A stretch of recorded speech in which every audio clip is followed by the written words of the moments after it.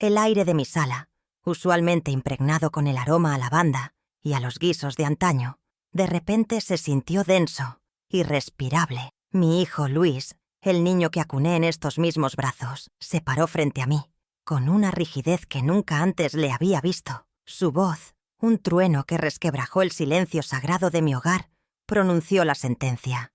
«Mamá, tienes 48 horas para irte». Cada palabra era un golpe, un martillazo en los cimientos de mi existencia. A su lado, su esposa, Carolina, con una sonrisa delgada y filosa como el borde de un cuchillo, observaba la escena, disfrutando de mi destrucción. Sus ojos recorrían mis muebles viejos, mis fotografías en blanco y negro, con un desdén que me desnudaba el alma. No era solo mi casa lo que querían, era mi historia, mis recuerdos, era mi dignidad la que estaban pisoteando en la alfombra, que Manuel y yo compramos con nuestro primer aguinaldo. El impacto fue tan brutal que por un instante creí que el corazón se me había detenido. Un frío helado me recorrió la espalda, subiendo por mi nuca, mientras las palabras de Luis rebotaban en las paredes de mi mente.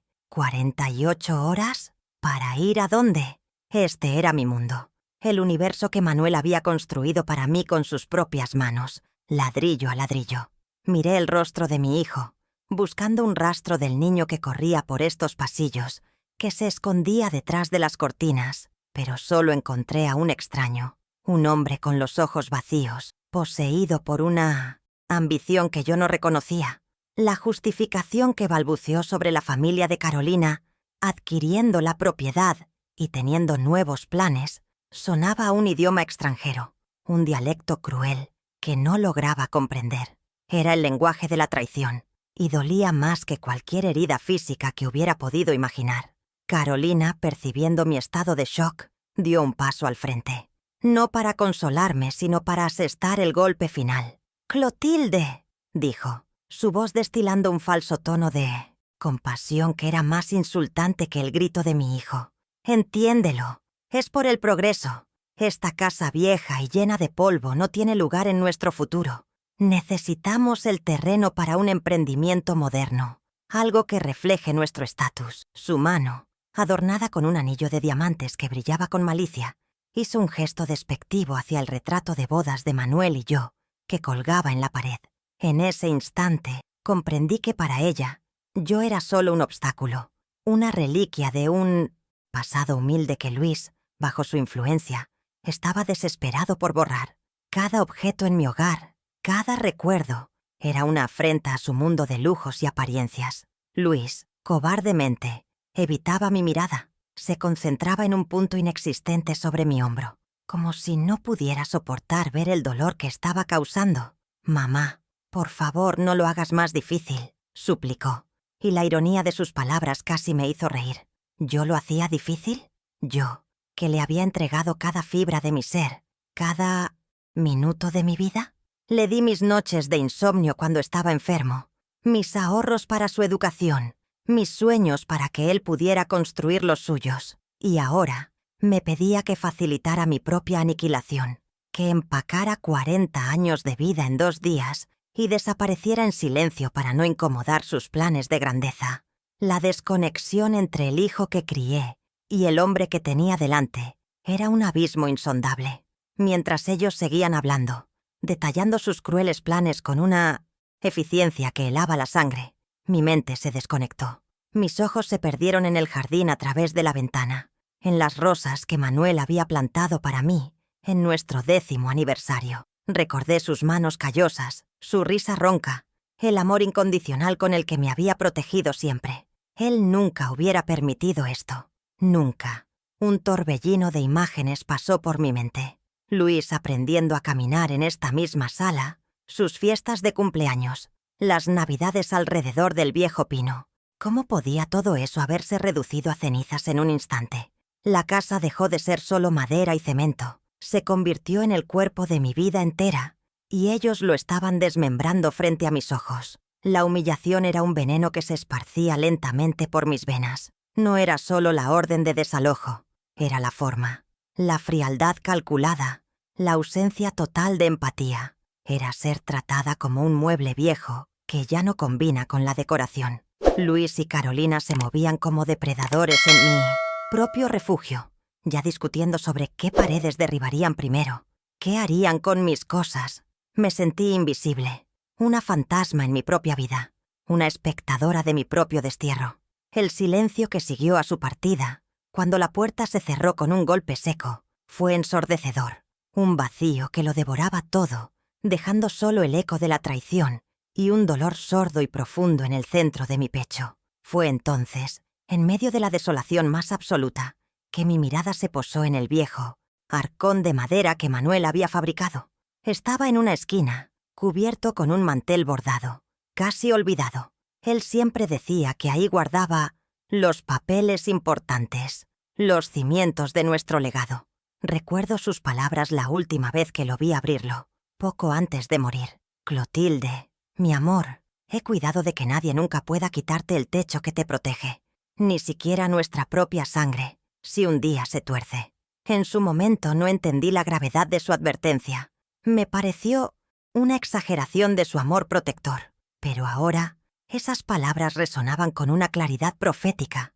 Una extraña calma comenzó a asentarse sobre mi angustia. Las lágrimas dejaron de brotar. Me levanté del sofá, mis piernas aún temblorosas, y caminé hacia el arcón. Aún no sabía qué contenía exactamente, qué plan había urdido mi amado esposo desde la eternidad. Pero una certeza comenzó a florecer en mi corazón herido. Esto no había terminado. Ellos, en su arrogancia y codicia, habían cometido un error fatal. Habían subestimado a la mujer que amó a Manuel Ramírez y, sobre todo, habían subestimado el ingenio y la protección de un hombre que construyó su mundo para que durara para siempre. Una promesa silenciosa nació en ese momento. No me iría, lucharía por mi hogar, por mi dignidad y por la memoria del hombre que me lo dio todo. Mi nombre es Clotilde Ramírez y tengo 68 años. Hace ya una década que el amor de mi vida, mi Manuel, partió de este mundo, dejándome en un silencio que a veces pesa más que las paredes de esta casa. Soy viuda, sí, pero nunca me he sentido completamente sola, porque cada rincón de este hogar está impregnado de su esencia, de su risa, de sus manos fuertes. Vivo con la modesta pensión que él me dejó, un dinero que estiro con el cuidado de quien conoce el valor de cada centavo. No hay lujos en mi vida, no los necesito. Mi riqueza siempre ha sido otra, la de los afectos, la de los recuerdos, la de la paz que hasta hace unas horas reinaba bajo este techo, una paz que ahora ha sido dinamitada, dejándome a la intemperie en mi propia sala. Mi vida transcurre entre rituales sencillos. Al alba, cuando los primeros pájaros comienzan su concierto, ya estoy en mi jardín. La tierra húmeda entre mis dedos, el perfume de las petunias y los jazmines, es mi primera oración del día. Es allí donde siento a Manuel más cerca, como si su mano guiara la mía al podar un rosal o al sembrar una nueva semilla. Luego, la cocina se convierte en mi santuario. Preparo mis alimentos lentamente, sin prisa, como mi madre me enseñó. Los domingos son para la misa, para conversar con Dios y pedirle, irónicamente, por la felicidad de mi hijo y su familia. Esa ha sido mi rutina, un ancla en el mar de la viudez, una forma de mantener el orden en un mundo que perdió su centro el día que Manuel se fue. Soy una mujer de fe, de esas que creen en la justicia divina y en la bondad inherente de las personas, una creencia que ahora se tambalea dolorosamente. Quizás esa fe me ha hecho vulnerable, demasiado confiada. Mi cuerpo ya no es el de una joven. Mis manos, curtidas por décadas de costura para ayudar en casa, están surcadas de venas como ríos en un mapa antiguo. Mi rostro es un pergamino donde el tiempo ha escrito las alegrías y las penas de casi 7 décadas. Pero mis ojos, aunque ahora anegados en lágrimas, todavía conservan la chispa de la mujer que luchó junto a su esposo para levantar un hogar de la nada. Es una fuerza que creía dormida, una resiliencia que la comodidad de los últimos años había adormecido, pero que el dolor está despertando a la fuerza. La soledad, esa compañera sigilosa de la vejez, se ha vuelto más palpable desde que Manuel partió. Hay noches en las que el silencio de la casa es un grito que me taladra los oídos.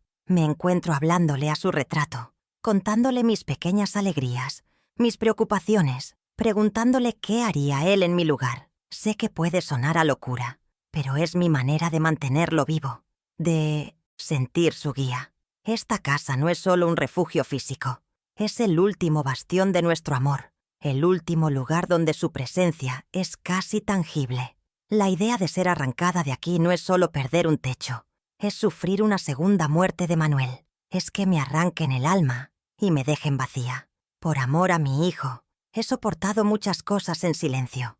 Desde que Luis se casó con Carolina, he visto cómo se transformaba, cómo adoptaba las frías ambiciones de su esposa y se avergonzaba de sus orígenes humildes. He tolerado las visitas esporádicas que se sentían como inspecciones, las críticas veladas a mi forma de vida, los desprecios sutiles de mi nuera. Callé por no crear conflictos, por mantener el frágil puente que me unía a mi único hijo y a mis 2 nietos, a quienes amo con locura, pero que Carolina me permite ver con cuentagotas. Creí que mi silencio era una prueba de amor, un sacrificio necesario. Ahora veo que quizás fue mi mayor error. Les enseñé que mi dignidad era negociable.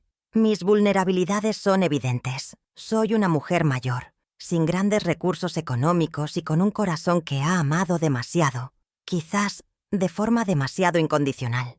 Dependo emocionalmente de los lazos familiares, de ese nido que construí con tanto esmero y que ahora veo invadido por depredadores. No entiendo de leyes, de negocios, de la crueldad disfrazada de progreso. Mi mundo es el de los afectos sinceros, el del trabajo honesto, el del respeto a los mayores. Y en el nuevo mundo de mi hijo, parece que esos valores están obsoletos. Son estorbos que deben ser barridos junto con los muebles viejos y las fotografías amarillentas. Pero debajo de esta capa de fragilidad existe una fortaleza que ni yo misma recordaba. La fortaleza de la mujer que sobrevivió a la pobreza, que trabajó de sol a sol cosiendo para otros mientras criaba a su hijo.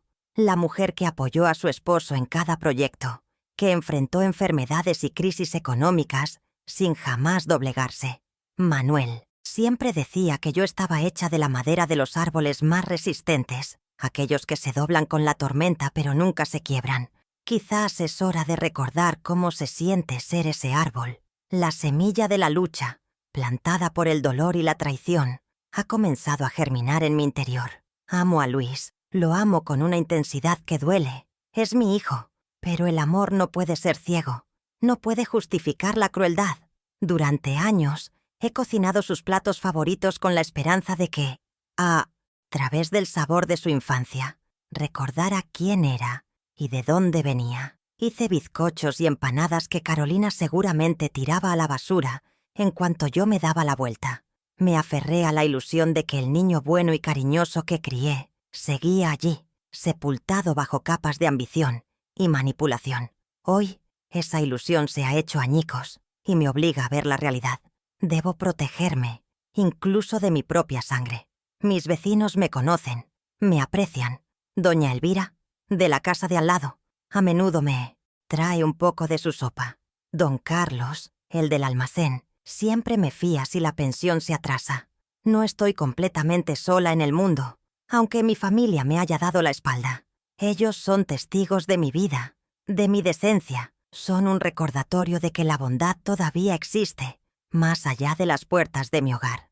Quizás mi plan no solo deba incluir documentos y abogados, sino también la fuerza de la comunidad, la verdad que todos ellos conocen. Así que aquí estoy, Clotilde Ramírez, 68 años, viuda, a punto de ser despojada de todo. O eso es lo que ellos creen. Han confundido mi bondad con debilidad, mi silencio con sumisión.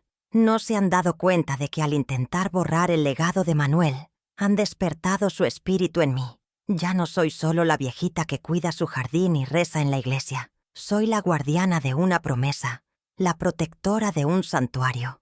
Y descubrirán, para su desgracia, que esta mujer aparentemente frágil tiene raíces mucho más profundas y fuertes de lo que jamás imaginaron. La batalla por mi hogar y por mi alma acaba de comenzar. ¿Y tú? ¿Qué habrías hecho en mi lugar? Cuéntamelo en los comentarios. Si quieres escuchar más historias como esta, suscríbete y acompáñame. Y a través de él, tengo 2 nietos, Sofía y Mateo, 2 soles que iluminan mi existencia, aunque solo me sea permitido verlos a la distancia, como estrellas lejanas. Carolina, mi nuera, se ha encargado de tejer una red de excusas y compromisos que los mantiene siempre lejos de mí. La abuela vive muy lejos. Los niños tienen clases de piano, de esgrima, de mandarín, mentiras envueltas en el celofán del estatus. Yo sé que la verdadera razón es otra. Ella no quiere que sus hijos se contaminen con mi sencillez, que vean que existe un mundo más allá de la burbuja de privilegio en la que los está criando. Cada foto que me envían es un puñal dulce, un recordatorio de la vida de mis nietos de la que no me dejan formar parte, la artífice de mi desgracia, la antagonista de mi propia historia. Es Carolina. Es una mujer esculpida en mármol frío, hermosa por fuera, pero sin una gota de calidez en su interior. Proviene de una familia adinerada, y para ella, el valor de una persona se mide por el saldo de su cuenta bancaria y las marcas que viste. Siempre me miró por encima del hombro, como si yo fuera un insecto insignificante. Recuerdo la primera vez que Luis la trajo a casa. Recorrió mi sala con la mirada de un tasador, y supe en ese instante que mi hogar, mi vida, entera, había sido juzgado y sentenciado. Su motivación no es solo la codicia por este terreno, es algo más profundo y perverso. Es la necesidad de borrar cualquier vestigio del pasado humilde de su esposo, un pasado que yo personifico. Luis, mi Luis, ¿qué puedo decir de él? No es un monstruo, o al menos yo me niego a creerlo. Es un hombre débil, un barco sin timón que se deja llevar por la corriente más fuerte, y esa corriente es Carolina. Desde que la conoció en la universidad, quedó deslumbrado por su mundo de lujos y poder. Ella le ofreció una llave a un reino con el que él siempre había soñado, y el precio de la entrada era su propia identidad, sus raíces, su madre. Lo he visto cambiar a lo largo de los años, endurecer su discurso, adoptar los gestos y las opiniones de su esposa, como un actor que ensaya un papel. En el fondo de mi corazón, quiero creer que mi hijo todavía existe en alguna parte de ese hombre, prisionero de la ambición que ella le inyectó en las venas. Nuestra relación, la de Carolina y yo, nunca fue una guerra abierta, sino una de guerrillas, de pequeñas emboscadas en reuniones familiares y llamadas telefónicas. Al principio yo intenté ganármela. Le tejí un chal, le cociné sus platos supuestamente favoritos según Luis. La traté como a la hija que nunca tuve, pero mis esfuerzos se estrellaban contra un muro de indiferencia y condescendencia. Recuerdo una Navidad en su casa. Llevé mi flan casero, el que Luis amaba desde niño. Carolina lo miró, con una mueca, y dijo frente a todos sus invitados: «¡Ay, Clotilde! ¡Qué detalle tan rústico! Pero no te preocupes, tenemos postres de una pastelería francesa». Sentí como mis mejillas ardían, mientras Luis fingía no haber escuchado nada. Ese fue solo uno de muchos episodios, pequeñas humillaciones diseñadas para hacerme sentir inferior, para recordarme que yo no pertenecía a su mundo. Dejó de llamarme suegra y pasó a llamarme Clotilde, con una formalidad que marcaba una distancia insalvable. Cuando llamaba para hablar con Luis, ella siempre respondía, diciendo que él estaba muy ocupado en una reunión importante.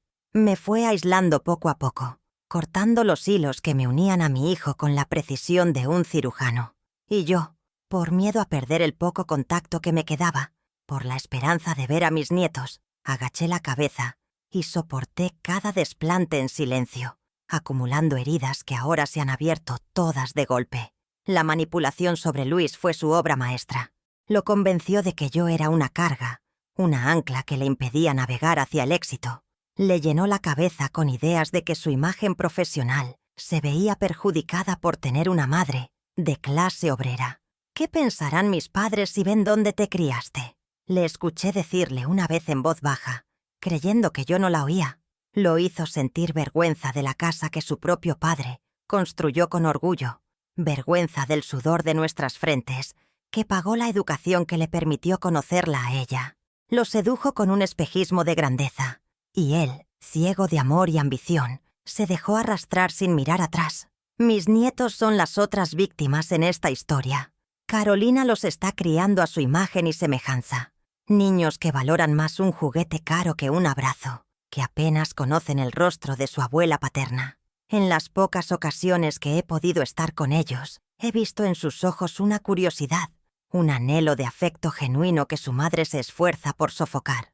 Me parte el alma pensar que crecerán sin conocer la historia de su abuelo Manuel, sin haber jugado en el jardín que él plantó, sin saber que el verdadero legado de una familia no se mide en propiedades, sino en amor, sacrificio y respeto. Ella no solo me está robando mi casa, les está robando a ellos sus raíces. Así que el ultimátum de las 48 horas no fue un acto impulsivo, sino el clímax de un plan fríamente calculado durante años. Fue la jugada final para eliminarme del tablero de sus vidas. Carolina cree que ha ganado, que con mi expulsión, el último lazo de Luis con su pasado quedará definitivamente cortado y podrán construir su futuro sobre las ruinas de mi memoria.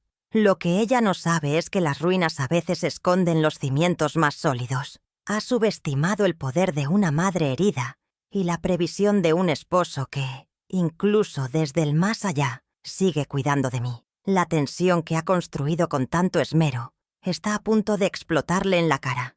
Los cimientos de esta casa no están hechos solo de cemento y arena, sino de los sueños y el sudor de dos personas que se amaron inmensamente. Cuando Manuel y yo nos casamos, no teníamos más que nuestras manos para trabajar y un corazón lleno de esperanzas. Nuestro más grande anhelo era construir un hogar, un refugio seguro para la familia que vendría. Cada ladrillo que mi esposo colocaba era una promesa de un futuro mejor para nuestro hijo, Luis, incluso antes de que él fuera concebido. Trabajábamos sin descanso, él en la construcción bajo el sol inclemente y yo en casa, con mi máquina de coser. No ambicionábamos riquezas, solo la dignidad de un techo propio y la oportunidad de que nuestro hijo pudiera volar más alto que nosotros. Esta casa es el testamento de ese amor y de ese esfuerzo compartido. Recuerdo las manos de Manuel, siempre ásperas, con callos que eran medallas de honor de su trabajo como maestro de obras. Llegaba a casa al atardecer, cubierto de polvo, pero con una sonrisa que iluminaba mi mundo. Se quitaba las botas en la entrada para no ensuciar el piso que yo acababa de limpiar, y su primer gesto era siempre acariciar mi vientre cuando estaba embarazada de Luis. «Todo esto es para él, mi Clotilde», decía, mirando las paredes a medio levantar, «para que nunca le falte nada». Él no solo construyó las paredes de esta casa, sino que también nos enseñó con su ejemplo que el trabajo honesto y el sacrificio son los verdaderos pilares de una vida digna. Ver a mi hijo despreciar la obra de su padre es una herida que sangra en lo más profundo de mi alma. Mientras Manuel levantaba muros, yo cosía sueños. Mi vieja máquina de coser, que aún conservo, era mi compañera en las largas noches. Hacía arreglos para las vecinas, confeccionaba vestidos, cualquier cosa que pudiera traer unas monedas extra a casa. El zumbido constante de la máquina era la banda sonora de mis esperanzas. Con cada puntada, imaginaba a Luis yendo a una buena escuela, vistiendo ropa decente, teniendo los libros que nosotros nunca pudimos tener. Mis ojos se cansaban, mi espalda dolía, pero no me importaba. Era mi forma de contribuir, de tejer, hilo a hilo, el tapiz de su futuro. Ese dinero, ganado con tanto esfuerzo, se iba directamente a una caja de lata que guardábamos para su educación. Cuando Luis nació, nuestra vida se llenó de una alegría indescriptible, pero también de nuevas responsabilidades. Cada centavo se contaba, cada gasto se sopesaba. Renunciamos a todo lo que no fuera esencial. Olvidamos lo que era ir al cine, cenar fuera o comprar ropa nueva para nosotros. La prioridad absoluta era nuestro hijo, sus vacunas, su alimentación, sus pequeños caprichos. Nuestra mayor felicidad era verlo crecer sano y feliz, ajeno a las dificultades que sus padres enfrentaban. Le dimos una infancia de rey en nuestro humilde castillo, un reino construido a base de incontables renuncias personales que hicimos con gusto, porque el amor de un padre No conoce de sacrificio, solo de entregas. La universidad de Luis fue nuestro proyecto de vida, la culminación de todos nuestros esfuerzos. Sabíamos que una buena educación sería su pasaporte a un mundo de oportunidades que a nosotros nos fue negado. Fueron años de una austeridad aún más estricta. Manuel aceptaba trabajos los fines de semana y yo redoblé mis horas de costura, a menudo hasta la madrugada. Mientras los padres de sus compañeros pagaban sus estudios con facilidad, nosotros los pagábamos con nuestra salud y nuestro descanso. Pero verlo con su diploma en la mano, con esa toga y ese birrete, fue el día más orgulloso de nuestras vidas. Sentimos que todo había valido la pena. Le habíamos dado las herramientas para que construyera su propio futuro, sin imaginar que la primera cosa que derribaría sería su propio pasado. Nunca le hemos echado en cara nada. El amor de los padres es incondicional. Se da sin esperar nada a cambio. O al menos, eso creía yo.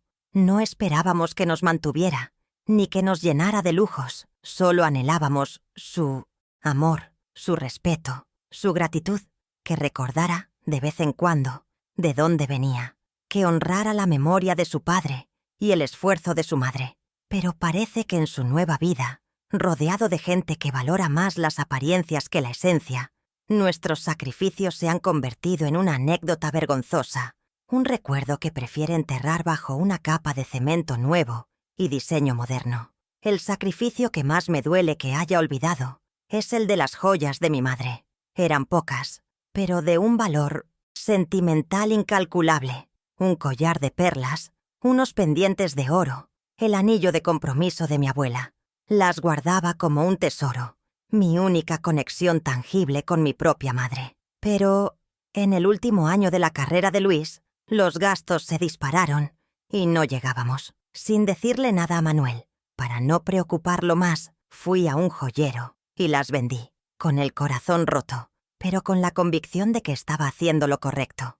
Con ese dinero pagamos su matrícula final. Él nunca supo que su título universitario estaba forjado con el oro de sus ancestros. El contraste entre lo que dimos y lo que ahora recibo es un abismo que me desgarra.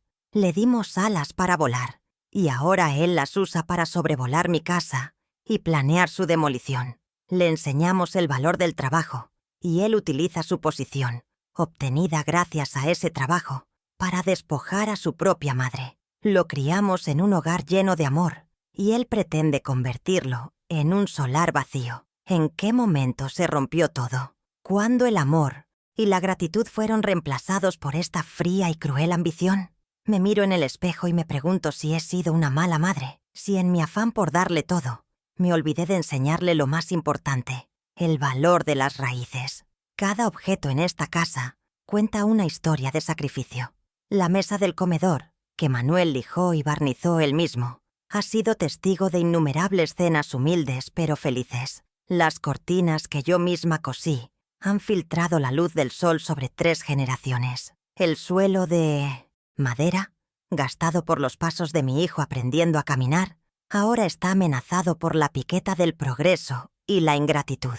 Esta no es una simple propiedad, es un museo viviente de nuestra historia familiar, un santuario de amor y esfuerzo. Y mi hijo, junto a esa mujer, se ha convertido en un bárbaro, dispuesto a saquear su propio templo. Así que, cuando Luis me grita que me vaya, no solo me está echando a la calle, me está diciendo que mis 40 años de dedicación no valen nada. Me está comunicando que el sudor de su padre se ha secado sin dejar rastro. Me está informando de que los recuerdos, el amor y la lealtad son trastos viejos que hay que tirar para hacer espacio a lo nuevo. Pero se equivoca, porque el amor y el sacrificio, aunque invisibles, son los materiales más resistentes que existen. Y con esos materiales, Manuel y yo construimos algo que ni toda la codicia del mundo podrá derribar tan fácilmente.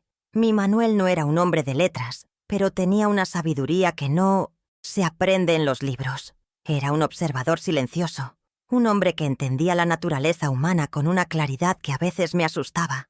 Recuerdo que, a medida que Luis ascendía en su trabajo y se adentraba en el mundo de Carolina, Manuel se volvía más pensativo. Miraba a nuestro hijo, tan cambiado con sus trajes caros y su nueva forma de hablar, y una sombra de preocupación cruzaba su rostro. El dinero fácil y el poder prestado son arenas movedizas, Clotilde, me dijo una noche. Te hunden sin que te des cuenta. Él previó, de alguna manera, que la ambición desmedida que veía florecer en el entorno de nuestro hijo podría convertirse en una amenaza para nosotros. Su desconfianza hacia Carolina fue instintiva, visceral. Desde el primer día la caló, mientras yo intentaba ver lo bueno en ella, esperando que hiciera feliz a mi hijo. Manuel veía más allá de la fachada.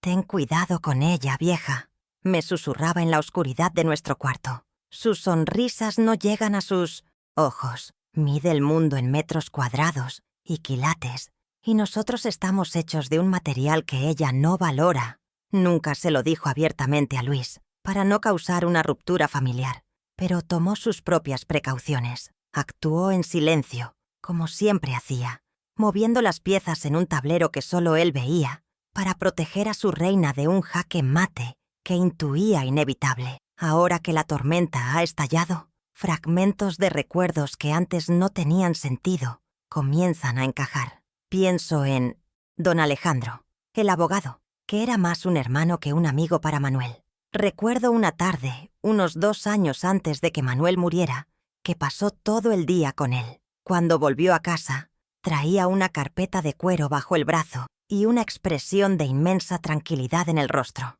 «Listo, Clotilde», me dijo, dándome un beso en la frente. «Ahora sí, que sople el viento que sople. Esta casa es una fortaleza, y tú eres la reina del castillo, hoy y siempre». No me dio más detalles. ¿Y yo no?, pregunté. Confiaba en él ciegamente. Esa carpeta, cuyo contenido desconocía, era su escudo definitivo. Esa misma noche me entregó una pequeña llave de hierro. «Guarda esta llave en un lugar donde solo tú sepas. Es la llave de nuestro legado. Si algún día yo no estoy y te sientes acorralada, llama a Alejandro. Él tiene la otra llave y las instrucciones. Juntos abrirán la caja y encontrarán la justicia». Tomé la llave, sin comprender del todo la solemnidad de sus palabras. Me pareció un gesto dramático, propio de su naturaleza protectora. Hoy, esa pequeña llave de hierro, que guardo en mi viejo costurero, pesa en mi mano como si contuviera todo el poder del mundo. Es la promesa de Manuel, un arma secreta que me dejó para la batalla que no sabía que tendría que librar. Los documentos a los que se refería están guardados, estoy segura, en un cofre antiguo que perteneció a mi abuelo. Manuel lo restauró y lo guardaba en la casa de don Alejandro, diciendo que, en casa de herrero, cuchillo de palo, y que los papeles importantes debían estar en un lugar neutral y seguro. Luis y Carolina no saben de la existencia de ese cofre. Para ellos, los únicos papeles de valor son los billetes. Desconocen que la verdadera riqueza, la que protege y perdura, a menudo está escrita en tinta sobre papel, guardada bajo llave por la previsión y el amor. Ese cofre es mi arca de la alianza, mi esperanza en medio del diluvio. El terror que me paralizó al principio ha comenzado a disiparse, reemplazado por una determinación fría y afilada. Ya no soy la víctima temblorosa que ellos creen que soy. Soy la heredera de un plan, la ejecutora de la última voluntad de mi esposo. Aún no conozco los detalles de la estrategia que Manuel y Alejandro urdieron, pero la fe que tengo en mi marido es absoluta. Él me está cuidando desde el cielo y me ha dejado las herramientas para defenderme. Mi próximo paso es claro como el agua. No voy a empacar, no voy a llorar más. Voy a tomar el teléfono, voy a marcar el número de don Alejandro y voy a empezar a luchar. La justicia silenciosa de Manuel Ramírez está a punto de despertar. El plazo de 48 horas comenzó a correr como una cuenta regresiva hacia mi ejecución. La primera mañana, mi teléfono vibró con un mensaje de Carolina. No había un «buenos días» ni un «¿cómo estás?», solo una frase, fría y corporativa. «El reloj avanza, Clotilde. Espero que estés siendo práctica y no nos obligues a tomar medidas desagradables». Leí el mensaje una y otra vez, sintiendo cómo cada letra era una pequeña gota de veneno. La crueldad ya no necesitaba la voz de mi hijo. ahora llegaba directamente a la palma de mi mano, en un texto impersonal que demostraba la nula importancia que yo tenía para ella. Era una orden de desalojo digital, un recordatorio de que mi tiempo en mi propio mundo se estaba agotando por segundos. Horas después, sonó el teléfono. Era Luis. Una parte de mí, la madre ingenua que se niega a morir, albergó la esperanza de que... Llamaba para disculparse. ¡Qué tonta fui! Su voz sonaba tensa, impaciente, como la de un gerente apurando a un empleado incompetente. «Mamá, solo llamo para ver cómo va el empaque. Carolina y yo hemos estado pensando, y esto es por tu propio bien. Una casa tan grande, con el jardín, es demasiado para ti. Te encontraremos un lindo departamentito, algo más acorde a tu edad». Intentaba disfrazar su brutalidad de preocupación, su codicia de cuidado filial. Esa manipulación era, si cabe, más dolorosa que el grito inicial.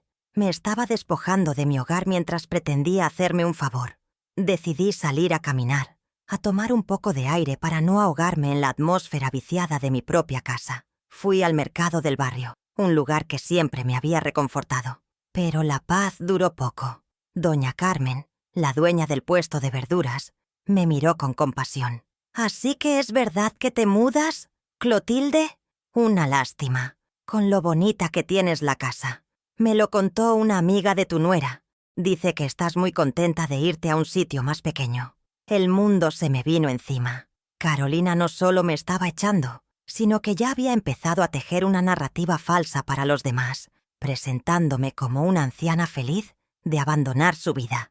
Me estaba aislando, robándome mi historia y reemplazándola por una mentira que la dejaba a ella como la heroína. Al volver a casa me encontré lo impensable.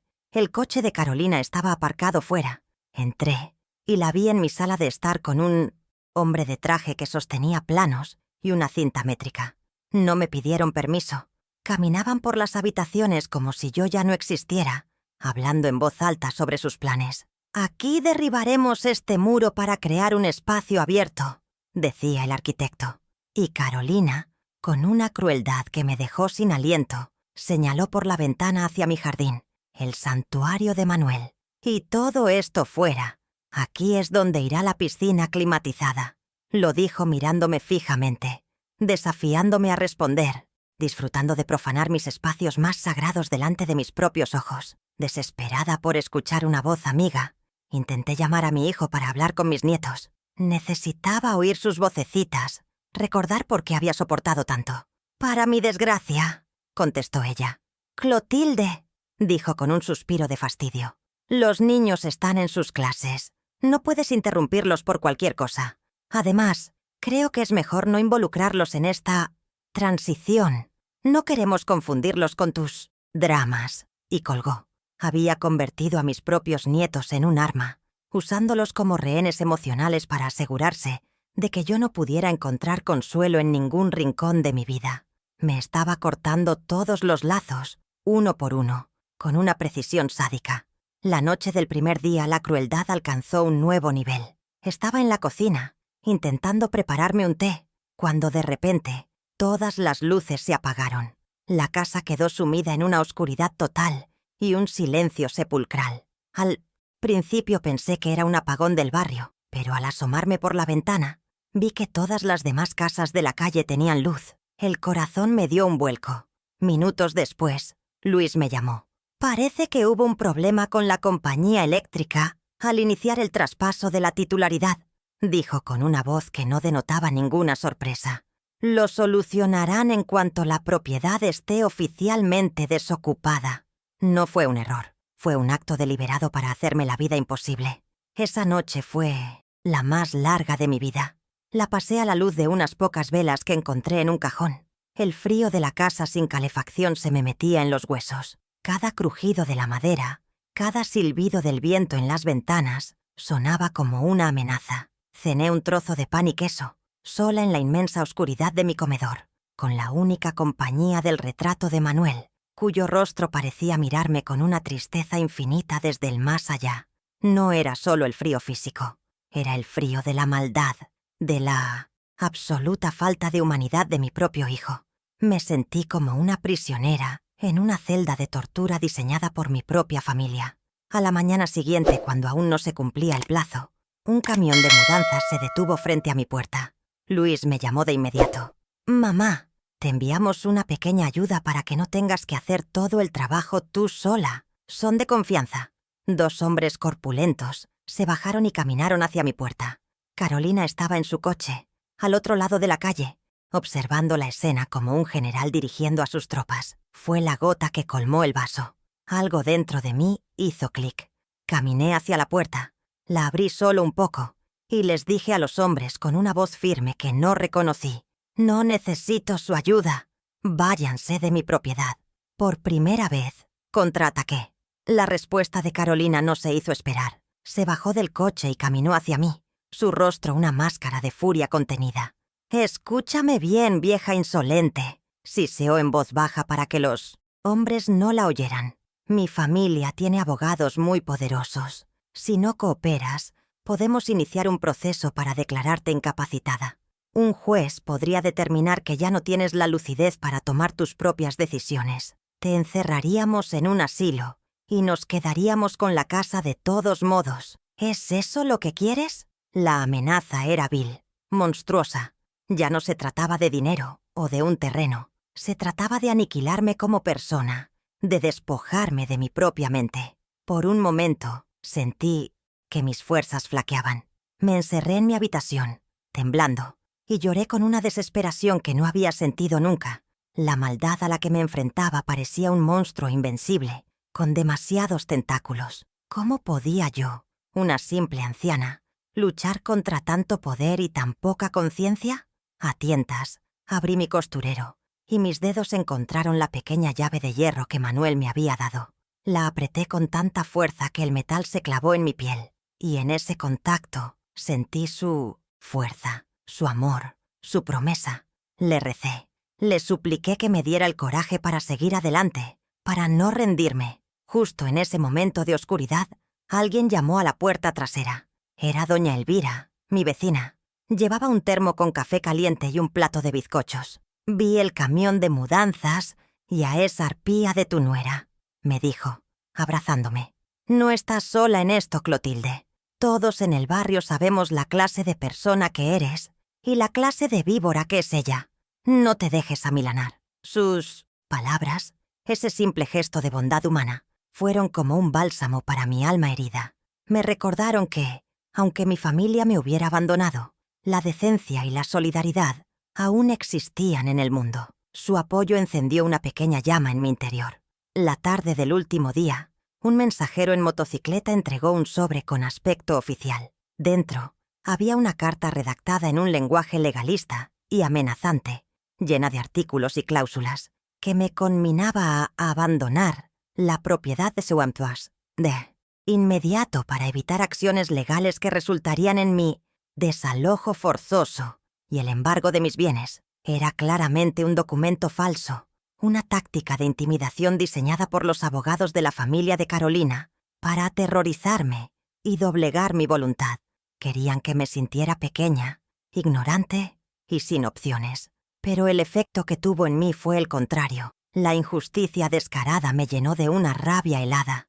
El golpe final, el más bajo y ruin de todos, llegó en forma de un mensaje de WhatsApp de Carolina. Eran 3 fotografías de una habitación minúscula y deprimente en un asilo de ancianos. Las paredes estaban desconchadas, la ventana daba a un muro de ladrillos y la cama era un catre de metal. Debajo de las fotos, un texto. «He estado investigando opciones para ti, ya que parece que no tienes a dónde ir. Esto es lo mejor que se ajusta a la pensión que te queda. Es esto, o la calle. La decisión es tuya. Tienes hasta las 6 de la tarde». Miré la foto, miré el mensaje y todo el dolor, toda la tristeza y todo el miedo que había sentido se evaporaron. En su lugar quedó algo puro y duro como el diamante. La certeza de que estaba lidiando con seres desprovistos de alma. La certeza de que cualquier posibilidad de reconciliación había muerto para siempre. Y la certeza absoluta de que no iba a permitir que ganaran. Esta ya no era una disputa familiar. Era una lucha del bien contra el mal, de la decencia contra la podredumbre moral. Tomé mi teléfono. Ya no temblaba. Mis dedos marcaron el número de don Alejandro con una precisión quirúrgica. Cuando contestó, mi voz no era la de una víctima pidiendo ayuda. Era la voz de una guerrera a punto de entrar en batalla. «Alejandro», dije, «soy Clotilde. Ha llegado el momento». En el instante en que colgué el teléfono después de hablar con don Alejandro, algo cambió dentro de mí de forma irrevocable. La tempestad de angustia, miedo y rabia que me había sacudido durante 2 días se disipó, dejando en su lugar una calma profunda y cristalina. Ya no había lágrimas, ya no había súplicas silenciosas al cielo. Solo había una certeza helada, una lucidez cortante como un bisturí. Comprendí que había pasado demasiado tiempo implorando amor a quien no tenía intención de darlo, pidiendo respeto a quien se deleitaba con mi humillación. La ruptura no fue un estallido de furia, sino un clic silencioso en mi alma. El interruptor del dolor se apagó y el de la estrategia se encendió. Dejé de ser la víctima de su historia y me convertí, en ese preciso momento, en la silenciosa arquitecta de su merecido. Mi objetivo ya no era recuperar el cariño de mi hijo o hacer que Carolina entrara en razón. Eso era tan inútil como intentar recoger agua con un colador. Mi nuevo propósito era frío, claro y singular: proteger el legado de Manuel, defender mi dignidad y hacer valer la justicia. No una justicia vengativa, de esa que envenena el espíritu, sino la justicia silenciosa y metódica que mi esposo había planeado. La justicia que se basa en la verdad y en la ley, no en los gritos ni en las bajezas. A partir de ese momento, cada uno de sus insultos, cada una de sus presiones, dejó de ser una herida para convertirse en una pieza de evidencia, en un ladrillo más para el muro contra el que se estrellarían. La reacción de don Alejandro al teléfono fue mi primer ancla. Al principio su voz denotaba incredulidad, pero esta rápidamente se transformó en una indignación justiciera, la misma que sentía mi Manuel cuando se enfrentaba a una canallada. «Clotilde, comadre de mi alma», me dijo con una firmeza que me devolvió el aliento. «Escúchame bien. No hagas absolutamente nada. No empaques ni una caja. No contestes a sus provocaciones. Si te hablan, llora. Muéstrate derrotada. Que piensen que han ganado. Manuel y yo preparamos esto durante meses. Confía en mí. Su arrogancia será su propia soga. Sus palabras me dieron mi guión, mi papel a interpretar en el acto final de esta tragedia. El de la oveja, mansa que en realidad es un señuelo. Comencé a actuar de inmediato. Un par de horas después, Luis llamó, su voz cargada de una falsa impaciencia paternalista. «¿Y bien, mamá? ¿Tomaste una decisión? El tiempo se acaba». Respiré hondo. Convoqué toda la tristeza que había sentido y le respondí con una voz quebrada, salpicada de sollozos fingidos. «No lo sé, hijo. Estoy tan confundida. No tengo fuerzas. Miraré lo del asilo que me mandó Carolina». Pude casi sentir su sonrisa de triunfo a través del teléfono. «Esa es una buena chica, mamá. Es lo más sensato». Colgó, satisfecho. Había mordido el anzuelo. Estaba tan seguro de mi derrota que ni siquiera se molestó en ocultar su alivio. La ceguera de su soberbia se había convertido en mi mejor aliada. Mientras ellos creían que yo estaba desmoronada, me dediqué a preparar mi fortaleza. Pero no con barricadas, sino con amor. Comencé una limpieza profunda, no para empacar, sino para reafirmar mi pertenencia. Lustré la platería de mi boda, hasta que brilló como el primer día. Acaricié y pulí cada mueble de madera que Manuel había construido, sintiendo su energía en mis manos. Salí al jardín y podé mis rosales con un esmero casi ceremonial, cortando las flores marchitas para dar fuerza a los capullos nuevos. Cada acción era una declaración silenciosa. Esta casa está viva, tiene una dueña y no va a rendirse. Estaba puliendo mis armas, y mis armas eran los recuerdos, el amor y la dignidad. El plan comenzó a moverse en las sombras. Don Alejandro me llamó de nuevo, esta vez con instrucciones precisas y susurradas, como si estuviéramos en una película de espías. «Clotilde, necesito que busques en el escritorio de Manuel la factura de compra del terreno, la original de 1978. También una foto de la fiesta de graduación de Luis, donde salgamos Manuel y yo. Y por último, las cartas que te enviaba tu madre. Eran piezas inconexas, elementos que no parecían tener relación. Pero yo seguí sus órdenes con una fe ciega. Me moví por mi propia casa como una agente secreta, reuniendo los fragmentos de mi pasado que se convertirían en las municiones de mi futuro, sintiendo la adrenalina de una batalla que ya se estaba librando en silencio. Mi percepción del conflicto cambió radicalmente. Las constantes llamadas y mensajes de Carolina ya no me intimidaban. Al contrario, los observaba con una distancia casi clínica. Veía su impaciencia, su necesidad de control, su desprecio, y entendía que todo ello nacía de una profunda inseguridad. Ella necesitaba verme destruida para sentirse poderosa. Cada movimiento que hacían, creyendo que me estaban acorralando, en realidad les hacía dar un paso más hacia la trampa que Manuel y Alejandro habían tendido hacía años. Estaban jugando una partida de ajedrez, pero solo veían sus propias piezas, ignorando por completo que yo estaba a punto de poner en juego a mi reina. Las últimas horas del ultimátum transcurrieron en una atmósfera de calma surrealista. Afuera, el mundo de Luis y Carolina se preparaba para su victoria, la expulsión de la anciana molesta. Adentro, en el corazón del supuesto territorio conquistado, yo me preparaba un té de manzanilla. Me senté en mi mecedora favorita, la que Manuel me regaló, y esperé. No había miedo, no había ansiedad, solo la tranquila expectación de un cazador que ha tendido su trampa y espera pacientemente a que la presa, cegada por su propia arrogancia, dé el paso en falso definitivo. La cuenta regresiva había terminado para mí. Ahora, sin que ellos lo supieran, comenzaba la suya. Llegó la hora señalada, las 6 de la tarde, el momento en que, según su cruel cronograma, yo debía desaparecer. Un coche de lujo, negro y brillante como un escarabajo, se detuvo frente a mi casa. Me asomé discretamente por la cortina. Era Carolina. Bajó del vehículo con la arrogancia de una conquistadora, seguida por dos hombres altos y vestidos de oscuro, que parecían sacados de una película. Su rostro dibujaba una sonrisa de suficiencia, la de quien llega a reclamar un trofeo.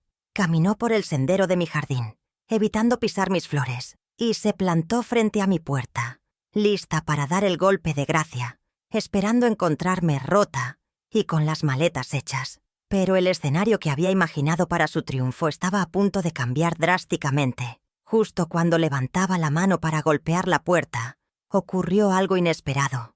La puerta de la casa de doña Elvira se abrió, luego la de don Carlos, y la de los García y los Méndez. Uno a uno, mis vecinos salieron de sus casas y se quedaron de pie en sus porches, en sus jardines, en la acera. No dijeron una palabra, no hicieron un solo gesto amenazante. Simplemente estaban allí, observando, decenas de ojos fijos en Carolina, convirtiendo su acto de desalojo privado en un juicio público y silencioso. La sonrisa de mi nuera se congeló en su rostro, su arrogancia se desvaneció y fue reemplazada por una visible incomodidad. El poder que creía tener se diluía bajo la mirada colectiva de una comunidad unida. Visiblemente nerviosa, intentó recuperar el control. Se giró hacia ellos y gritó, con la voz más estridente que le he oído nunca. ¿Qué miran todos? Esto es un asunto familiar privado. Vuelvan a sus casas. El silencio que siguió fue denso, pesado. Entonces, don Carlos, el hombre del almacén, un hombre de pocas pero sabias palabras, se adelantó un paso y respondió con una calma que desarmaba. Clotilde Ramírez ha sido nuestra vecina por 40 años, señora. Su bienestar es asunto de todos nosotros. Sus palabras, sencillas y directas, fueron como una bofetada para Carolina. Los dos hombres que la acompañaban se miraron, claramente incómodos. No habían sido contratados para enfrentarse a todo un barrio. Desde mi ventana, mi corazón se llenó de una gratitud y una fuerza que no sabía que poseía. No había planeado esto. No había pedido ayuda a nadie. Fue un acto espontáneo de decencia. Una muralla humana de solidaridad que se había levantado para protegerme. Comprendí en ese momento que la vida que había construido, una vida de amabilidad, de respeto, de pequeños gestos cotidianos, había generado un tesoro mucho más valioso que el dinero. el afecto de mi gente. Esa pequeña victoria, esa demostración de que no estaba sola, fue el combustible que mi alma necesitaba para la gran batalla que se avecinaba. Carolina no estaba luchando contra una anciana indefensa. Estaba luchando contra el espíritu de todo un barrio. Humillada y furiosa, Carolina dio media vuelta. Su intento de desalojo se había convertido en un espectáculo bochornoso para ella. Entró en el coche dando un portazo, y antes de arrancar, bajó la ventanilla y me gritó a través de la puerta: «Disfruta de tus amiguitos, vieja patética. Esto no ha terminado. La próxima vez vendré con la policía y una orden judicial de verdad». Pero su amenaza, que antes me habría helado la sangre, ahora sonaba a la pataleta de una niña malcriada, a la que le han quitado un juguete. La primera escaramuza la había ganado yo, sin mover un solo dedo, solo con el poder silencioso de una vida bien vivida.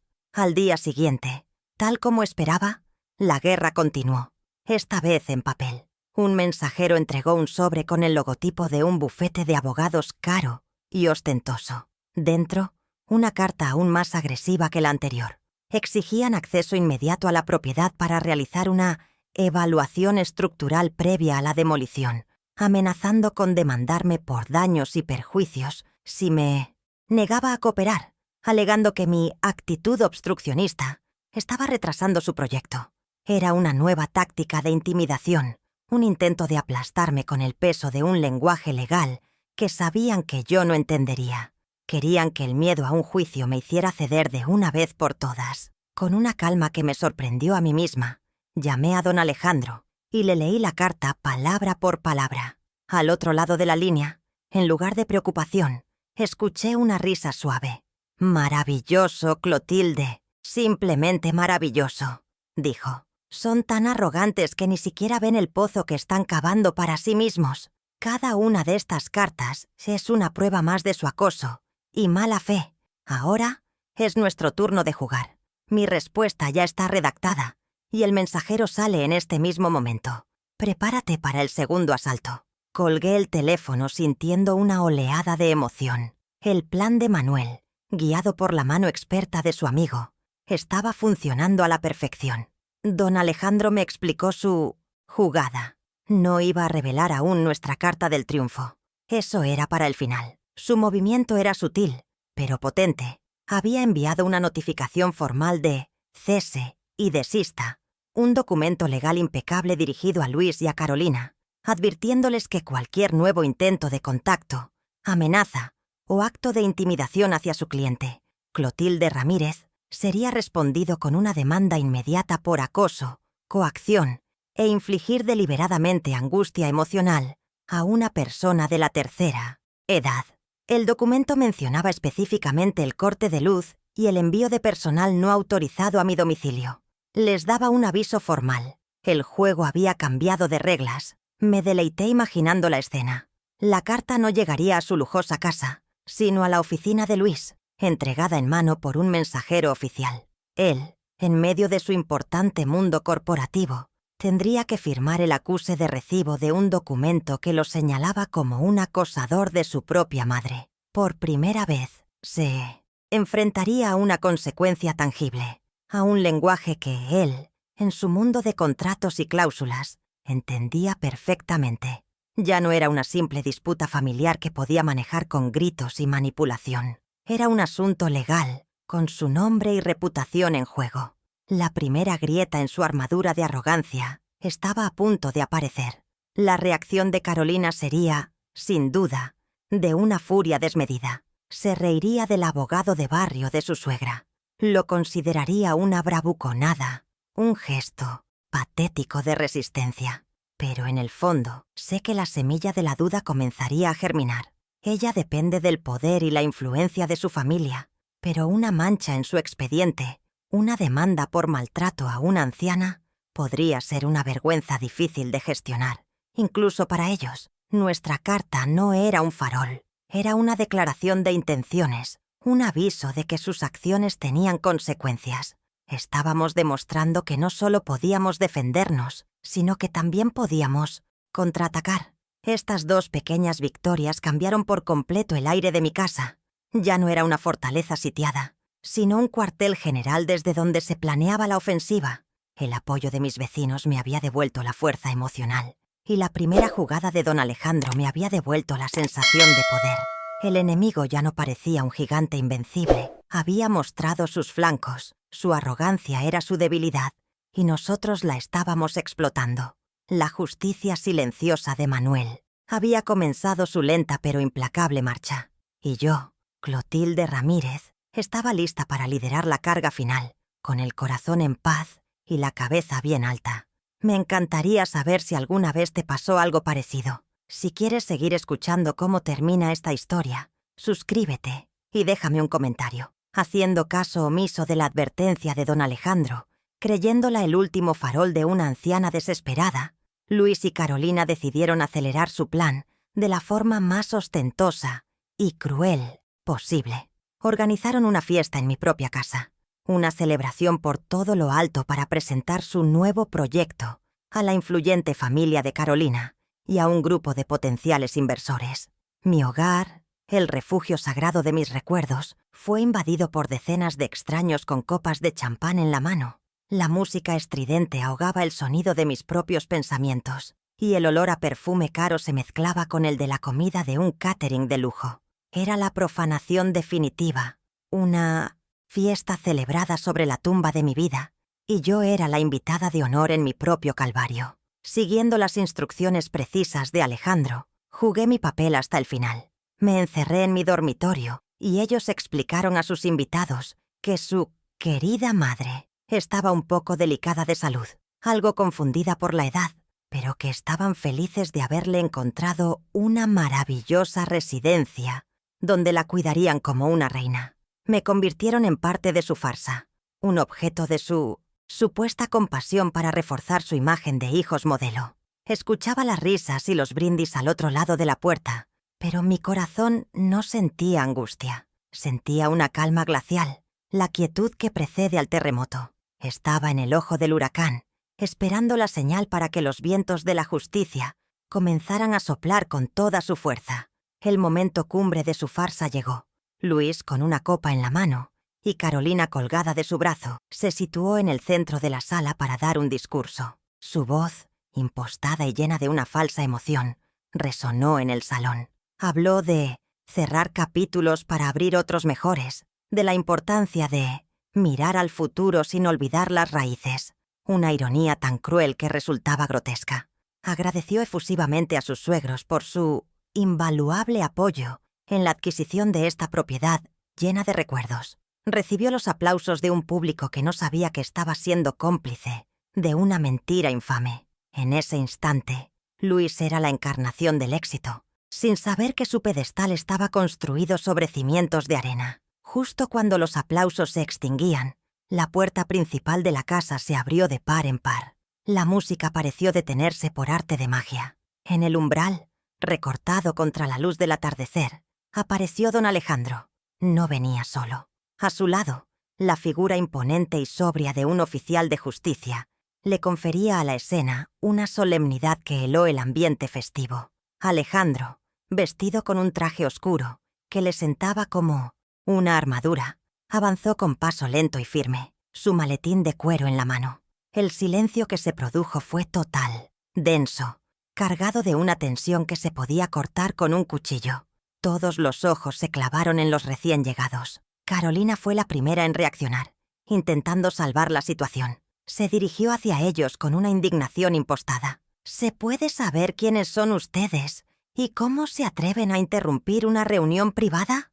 Pero don Alejandro ni siquiera la miró. Sus ojos, como los de un halcón, se fijaron en mi hijo. Su voz, clara y potente, resonó en cada rincón del salón, obligando a todos a escuchar.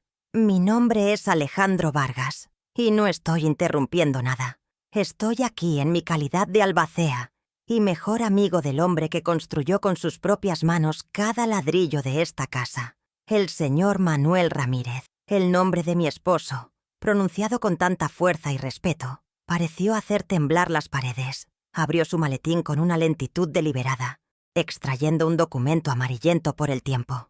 El señor Luis Ramírez les ha comunicado que ha adquirido esta propiedad para un nuevo emprendimiento, continuó, dirigiéndose ahora a todos los presentes. Me temo que han sido ustedes víctimas de un engaño. Esto que tengo en mi mano es la escritura de propiedad original, debidamente registrada hace más de 40 años. Hizo una pausa dramática, levantando el documento para que todos lo vieran. Y como puede leerse aquí, con total claridad, la única absoluta y legítima propietaria de este inmueble es la señora Clotilde Ramírez, aquí presente. Un murmullo colectivo recorrió la sala como una ola. El rostro de Luis se transformó en una máscara de incredulidad y pánico. «¡Eso no es posible!», balbuceó, mirando a Carolina como si buscara una respuesta. «Mi padre, él, la casa era de los dos». Carolina, pálida como el papel, intentó intervenir. «Esto es un truco, un documento falso de un abogado senil». Pero la calma de Mincesiertsiem. Alejandro era imperturbable. No se inmutó ante los insultos, simplemente la miró con una mezcla de lástima y desprecio antes de volver a dirigirse a la audiencia, que ahora estaba completamente cautivada por el inesperado drama que se desarrollaba ante sus ojos. «Ah, sí, su padre», dijo Alejandro con una inflexión grave. «Manuel era un hombre de bien, pero no era ingenuo. Conocía la naturaleza de la codicia, y como desconfiaba profundamente del carácter de ciertas personas, tomó sus precauciones. De su maletín extrajo un segundo documento, de aspecto más moderno y oficial. También dejó un testamento, debidamente notariado e inalterable. Permítanme leerles la cláusula cuarta. Lego a mi amada esposa, Clotilde Ramírez, el usufructo vitalicio y la propiedad total de nuestro hogar. A su fallecimiento, y solo entonces, la propiedad pasará a ser dividida en partes iguales entre mis nietos, Sofía y Mateo Ramírez. Mi hijo, Luis Ramírez, queda explícitamente excluido de cualquier derecho sobre este inmueble. El golpe fue demoledor, una bomba atómica que estalló en medio del salón. El oficial de justicia dio un paso al frente, con una expresión severa. «Lo que ustedes han hecho», sentenció Alejandro, mirando alternativamente a Luis y a Carolina. «No es un negocio, es un delito. Se llama intento de desalojo ilegal, coacción, acoso y maltrato a una persona mayor. Y cada mensaje, cada amenaza, cada corte de luz han sido meticulosamente documentados y serán presentados como prueba en la querella que se interpondrá mañana mismo». La familia de Carolina comenzó a retroceder, a desmarcarse de la pareja, sus rostros una mezcla de vergüenza y horror. Su mundo de apariencias se desmoronaba en tiempo real. En ese preciso instante, cumpliendo la señal pactada con Alejandro, abrí la puerta de mi dormitorio y salí. No corrí, no grité, no lloré. Caminé lentamente hacia el centro del salón, vestida con un sencillo vestido, pero con la dignidad de una reina que recupera su trono. Me detuve a unos metros de mi hijo y simplemente lo miré a los ojos. No había odio en mi mirada, solo una profunda y abrumadora decepción. El silencio en la sala era total. Mi presencia, serena y firme, era la prueba viviente de su traición, la personificación de la verdad que acababa de ser revelada. La fiesta había terminado. Su castillo de mentiras acababa de derrumbarse y ellos estaban sepultados bajo los escombros. El desenlace fue más rápido y devastador que un rayo. Los invitados, testigos mudos de la debacle, huyeron de mi casa como si ésta estuviera en llamas. Nadie se despidió. Evitaban cruzar la mirada con Luis o Carolina. Sus rostros una mezcla de bochorno, lástima y desprecio. El padre de Carolina, un hombre de rostro adusto y reputación impecable, fue el último en irse. Se detuvo un instante frente a su hija y, sin decir una palabra, la miró con una decepción tan profunda que pareció envejecerla 10 años. Luego se marchó, cerrando la puerta tras de sí y sellando, con ese gesto, el fin del mundo de lujos y apariencias de mi nuera. El silencio que quedó después estaba lleno de los fantasmas de sus ambiciones rotas, un eco de su propia humillación. Las consecuencias fueron inmediatas y catastróficas para ellos. El escándalo se esparció como la pólvora en su círculo social. Los inversores, por supuesto, se retiraron al instante. La familia de Carolina, para salvar su propio nombre, les dio la espalda de forma pública y notoria, cortando todo lazo financiero y social. De la noche a la mañana, Luis y Carolina se convirtieron en parias. Perdieron el proyecto, el estatus, los amigos influyentes, el acceso al dinero ilimitado. Todo el universo que habían construido sobre los cimientos del apellido de ella se derrumbó, dejándolos solos y expuestos en medio de las ruinas de su propia codicia. Descubrieron de la forma más dura que la credibilidad, una vez perdida, es imposible de recuperar. Mientras Carolina hervía en una rabia impotente, Luis finalmente se quebró. Cayó de rodillas en el centro de la sala, con el rostro oculto entre las manos, y un sollozo desgarrador brotó desde lo más profundo de su ser. Era el llanto de un hombre que se ve por primera vez en el espejo, después de años de ceguera voluntaria. Vio al hijo ingrato, al esposo manipulado, al hombre débil que había traicionado todo lo sagrado por un plato de lentejas envenenado. Levantó la vista hacia mí, sus ojos anegados en un mar de arrepentimiento. «Mamá», susurró, la voz rota. «Perdóname, por el amor de Dios, perdóname. ¿Qué he hecho?» Era el primer atisbo de mi verdadero hijo, el que creía haber perdido para siempre. Pero Carolina no compartía su remordimiento. Para ella, la culpa era de todos menos suya. Su frustración explotó en un torrente de insultos. «Levántate, inútil», le gritó a Luis. «Todo esto es tu culpa por tu debilidad». Luego se giró hacia mí. «Y usted, vieja bruja manipuladora, disfrute de su pocilga». En ese instante, Luis pareció despertar de su largo letargo. Se levantó y con una calma aterradora, la miró como si la viera por primera vez. «Vete de esta casa, vete de mi vida», le dijo. La discusión que siguió fue breve y violenta, culminando con la salida estrepitosa de Carolina, no sin antes prometer venganza. Pero sus amenazas ya no tenían poder. Era solo el eco de una reina destronada. Los días siguientes, mi casa volvió a ser mi hogar. Con la ayuda de doña Elvira, limpié cada rincón, borrando los últimos vestigios de aquella fiesta infame. El silencio regresó, pero ya no era el silencio de la soledad, sino el de la paz recuperada. El aroma a lavanda y a pan recién horneado reemplazó el olor a perfume caro. Mis vecinos me visitaban, me traían flores de sus jardines, compartían un café conmigo, celebrando mi victoria como si fuera la suya. Me sentí renacer. Ya no era la viuda frágil y temerosa. Era Clotilde Ramírez, la guardiana de mi historia. Una mujer que había mirado al abismo a los ojos y no había parpadeado. Había recuperado mi casa, sí, pero lo más importante es que me había recuperado a mí misma. El perdón es un camino largo, no un interruptor que se enciende y se apaga. Cuando Luis, días después, volvió a suplicar mi clemencia, fui honesta con él. «Te amo, hijo. Pero el amor no borra el daño. La confianza que rompiste tardará mucho en reconstruirse, si es que alguna vez lo hace». No le cerré la puerta, pero tampoco se la abrí de par en par. Le puse condiciones. «El perdón no se pide, se gana». Le dije, «Busca ayuda profesional para entender por qué te dejaste llevar por esa ambición. Encuentra un trabajo por ti mismo. Empieza de cero. Demuéstrame con hechos, no con palabras, que has cambiado. Entonces, y solo entonces, podremos empezar a hablar de perdón».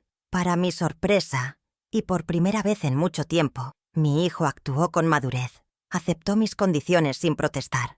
Inició los trámites de divorcio de Carolina y se mudó a un pequeño apartamento de alquiler. Comenzó a buscar trabajo, enfrentándose a la dura realidad de no tener el apellido de su esposa para abrirle puertas. Nuestra relación entró en una fase de distanciamiento necesario, con llamadas semanales en las que me contaba sus pequeños avances. No es un final de cuento de hadas, con un abrazo y una reconciliación instantánea. Es un final real, complejo, que deja la puerta abierta a una reconstrucción honesta, basada en el arrepentimiento genuino y el esfuerzo. Hoy, miro mi jardín florecer y siento una paz que creía perdida para siempre. He recuperado mi hogar y mi dignidad. He honrado la memoria de mi Manuel de la mejor manera posible, demostrando que los valores que defendimos juntos son más fuertes que cualquier ambición material. No me regodeo en la caída de mi hijo. Rezo por su redención. Pero he aprendido la lección más importante de mi vida. La verdadera fortaleza no reside en no caer nunca, sino en saber levantarse, en defender con uñas y dientes lo que es justo, y en entender que el respeto y el amor propio no son negociables. Soy Clotilde Ramírez, y esta es mi casa, y aquí me quedaré hasta mi último aliento.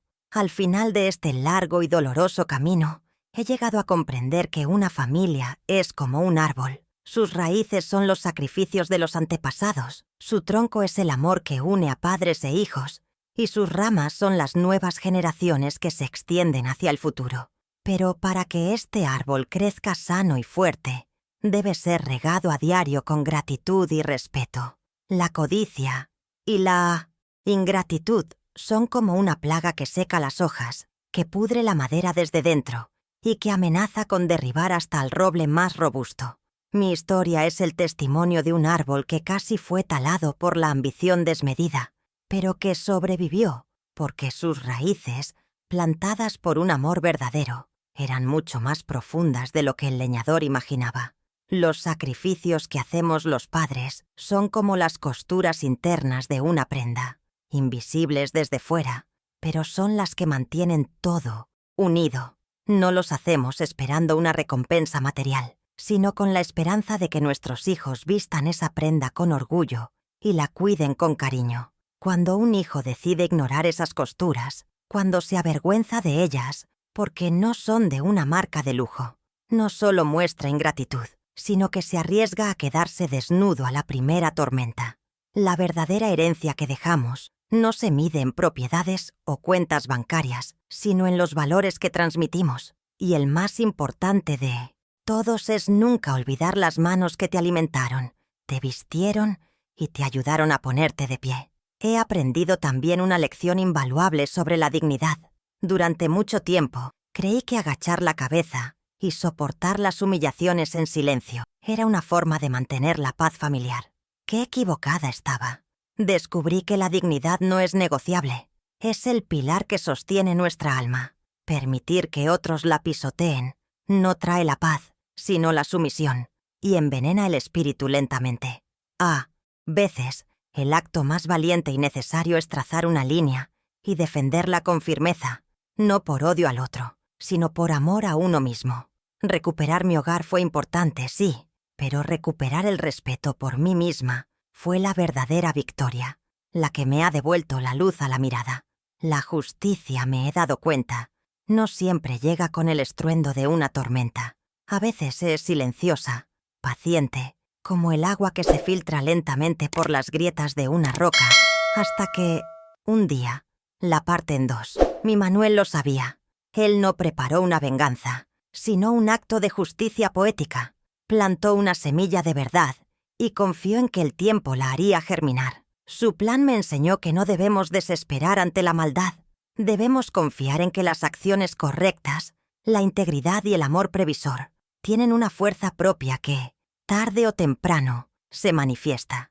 La verdad siempre encuentra la manera de salir a la luz, y su brillo es capaz de cegar a quienes han vivido demasiado tiempo en la oscuridad de la mentira.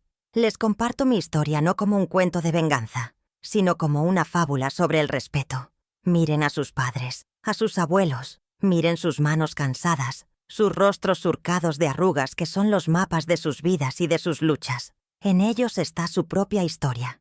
Honrarles no es una obligación, es un privilegio, porque un futuro construido sobre el desprecio a las propias raíces es un edificio sin cimientos, destinado a derrumbarse. Cuiden sus lazos familiares, riéguenlos con gratitud y construirán una fortaleza que ninguna tormenta de la vida podrá jamás derribar. Esa es la única riqueza que verdaderamente perdura. Si esta historia ha tocado tu corazón, compártela para que este mensaje llegue a más personas. Gracias por acompañarme.